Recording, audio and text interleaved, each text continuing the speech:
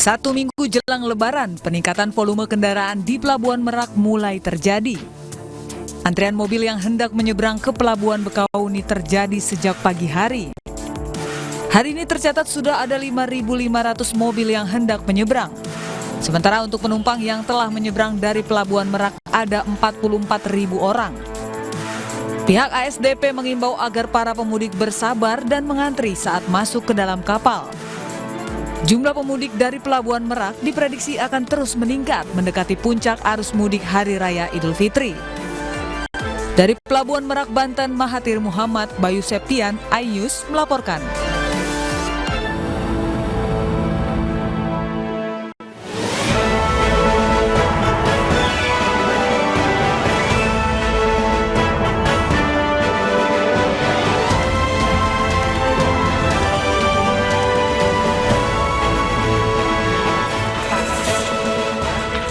Sekolah Madrasah Ibtidaiyah Al-Hikmah di Kalibata Timur, Pancoran terbakar.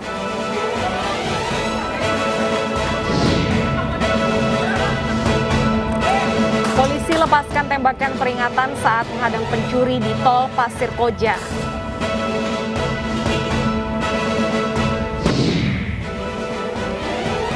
Stasiun Senen dipadati pemudik yang akan pulang kampung ke Jawa Tengah dan Jawa Timur.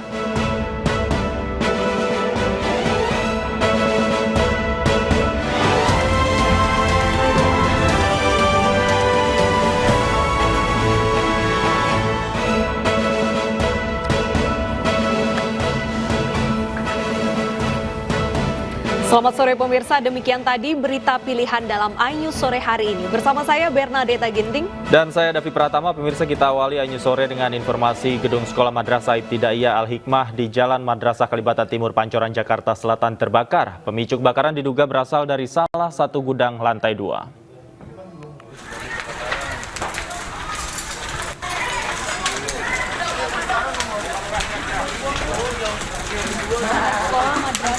Ibtidaiyah Al-Hikmah di Jalan Madrasah Kalibata Timur, Pancoran, Jakarta Selatan terbakar pada Selasa siang.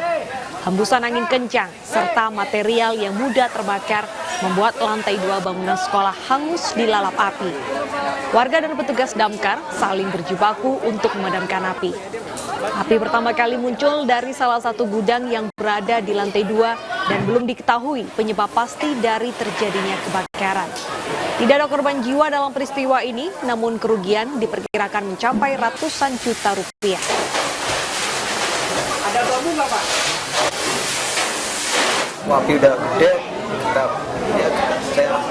saya coba pakai air kan memang udah gede, saya coba kita bantuan aja sama warga.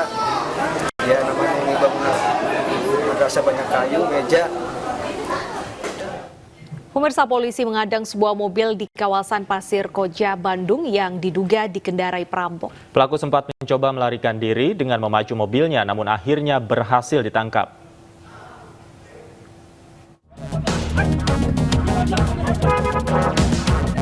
Polisi mengadang sebuah mobil berwarna silver yang diduga dikendarai seorang pelaku pencurian dengan pemberatan. Aksi pengadangan terjadi di gerbang tol Pasir Koja, Kota Bandung, dan viral di media sosial. Dalam video terlihat beberapa polisi mencoba menghentikan laju mobil dan meminta pengemudinya turun. Namun pengemudi sempat mencoba melarikan diri dengan memacu mobilnya, sehingga seorang polisi sempat memberikan tembakan peringatan ke udara dan ke kaca bagian depan mobil. Kabid Humas Polda Jawa Barat Kombes Pol Ibrahim Tompo membenarkan aksi tersebut terjadi di gerbang tol Pasir Koja, sementara kedua pelaku sudah diamankan dan tidak ada korban dalam peristiwa tersebut. Kejadian tersebut yang terjadi di pintu tol Koja pada hari Senin tanggal 25 April 2022, di mana anggota kita mengamankan tersangka curat yang sering meresahkan, yang sering bermain di rest area. Pada saat kejadian tersebut, para tersangka sudah diamankan juga bersama barang bukti dan tidak ada korban. Usai ditangkap, kedua pelaku langsung dibawa ke Mapolda Jawa Barat untuk diperiksa. Kedua pelaku yang diamankan merupakan DPO kasus pencurian spesialis pecah kaca yang kerap beraksi di sejumlah rest area tol. Dari Bandung, Jawa Barat, Muji Priyatno, iNews melaporkan. Deretan artis yang diperiksa polisi terkait kasus DNA Pro terus bertambah. Yang terbaru, DJ Una diperiksa sebagai saksi dan korban. Sementara Bareskrim Polri menyatakan honor penyanyi Rosa yang manggung di acara DNA Pro tidak perlu dikembalikan.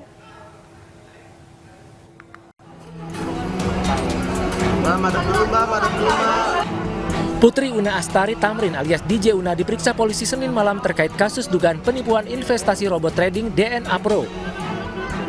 Dicecar sebanyak 35 pertanyaan oleh penyidik di Tipit-Eksus Bareskrim Polri, DJ Una diperiksa sebagai saksi sekaligus korban. Una juga membantah menjadi brand ambasador DNA Pro, namun hanya sebagai seorang disc jockey alias DJ yang diminta tampil dalam acara DNA Pro. Alhamdulillah semua berjalan dengan lancar. Terus saya juga berterima kasih dengan penyidik sudah memperlakukan Una dan tim lawyer juga dengan sangat baik, sangat ramah. Dan Una tadi juga sudah berlaku kooperatif. Hari ini hadir di Bareskrim. Sebelumnya penyanyi Rosa juga diperiksa polisi karena pernah tampil dalam acara yang digelar DNA Pro di Bali pada akhir 2021. Rosa mendapatkan fee karena mengisi acara sebesar 172 juta rupiah, namun bersedia menyerahkan uangnya ke penyidik untuk penyitaan. Ya, kalau ada yang memang harus dikembalikan, saya juga akan mengembalikan sejumlah yang harus dikembalikan. Ada deh. Ada lah. Oh iya, ditanyakan. Belakangan menurut Direktur Tipit-Eksus Bareskrim Polri Brigjen Pol Wisnu Hermawan, penyidik tidak menyita honor manggung Rosa karena dari pemeriksaan dan alat bukti tidak ada niat jahat dalam peristiwa mengalirnya dana DNA Pro kepada Rosa. Sidang lanjutan kasus dugaan penyebaran berita bohong dengan terdakwa Habib Bahar bin Smith kembali digelar pada Selasa siang. Dalam sidang putusan sela ini, majelis hakim menolak seluruh eksepsi yang diajukan oleh Bahar.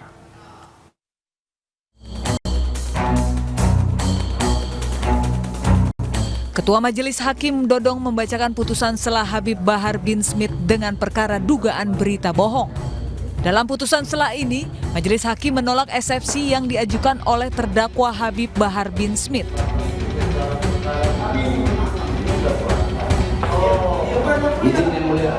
Sempat terjadi keributan saat kuasa hukum meminta JPU memberitahukan saksi yang hendak dihadirkan dalam persidangan, namun ditolak pihak JPU. Sementara itu, Bahar bin Smith bersyukur eksepsi kuasa hukum ditolak oleh majelis hakim karena ia bisa membuktikan tidak ada penyebaran berita bohong terkait Rizik Syihab. Saya bersyukur kepada Allah atas putusan sela hakim, bahwasanya putusan selanya eksepsi saya ditolak. Kenapa? Karena sidang bisa berjalan. Saya bersyukur dan nantinya saya akan membuktikan bahwasanya apa yang saya sampaikan Habib Rizik di penjara karena maulid itu benar adanya. Dengan ditolaknya eksepsi ini, Pengadilan Negeri Kelas 1 Khusus Bandung berwenang memeriksa dan mengadili perkara terdakwa Habib Bahar. Sementara sidang Bahar bin Smith akan dilanjutkan kembali pada 10 Mei 2022 mendatang. Dari Bandung, Jawa Barat, Diki Wismara, iNews melaporkan.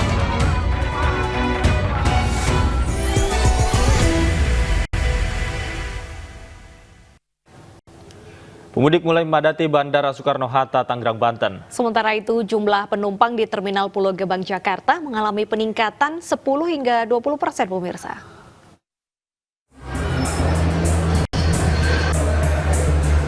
Area keberangkatan dan area counter check-in tiket Terminal 2 Bandara Soekarno-Hatta, Tangerang, Banten terus dipadati pemudik.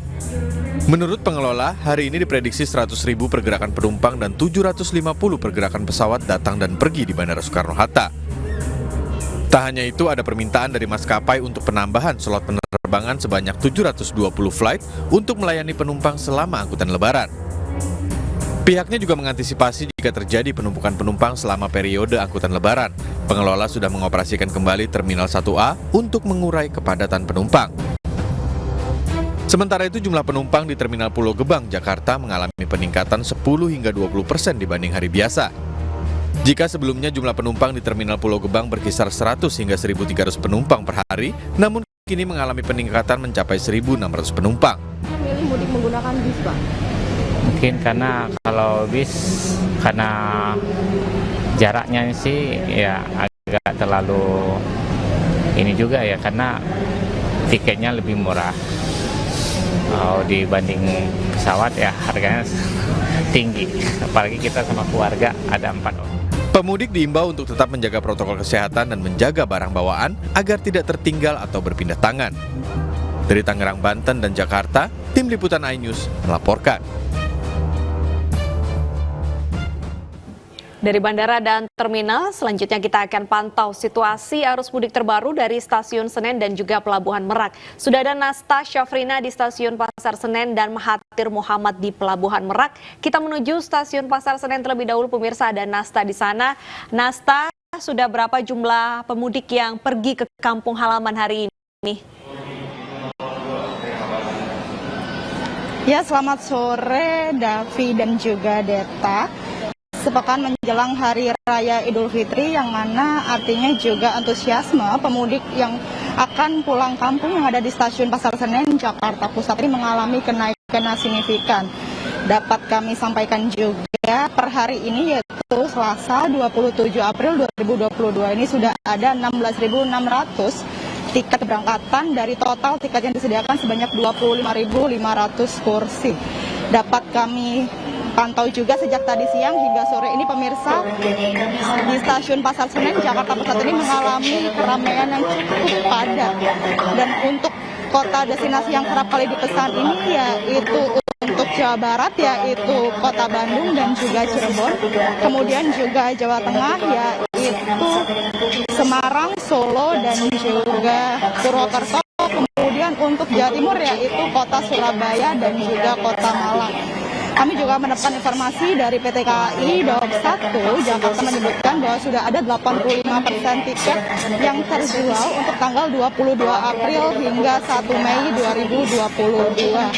Kemudian juga untuk tanggal keberangkatan yaitu tanggal 27 April hingga 1 Mei ini sudah ludes terjual, sehingga bagi pemirsa yang berencana akan mudik menggunakan fasilitas kereta api ini bisa memesan di tanggal-tanggal yang sudah disediakan, yaitu H+2 setelah Hari Raya Idul Fitri. Dan untuk mempermudah juga bagi penumpang yang belum melakukan swab antigen, Stasiun Pasar Senen juga sudah menyiapkan yaitu gerai untuk swab antigen, mengingat juga aturan terbaru yang telah ditetapkan oleh pemerintah, yaitu sudah melakukan vaksinasi booster ataupun yang masih menerima vaksinasi dosis kedua ini menyertakan surat hasil negatif antigen. Dan untuk mengetahui situasi terkini juga yang ada di Pelabuhan Merak sudah bersama rekan kami yaitu Mahathir. Silakan Mahathir untuk laporannya.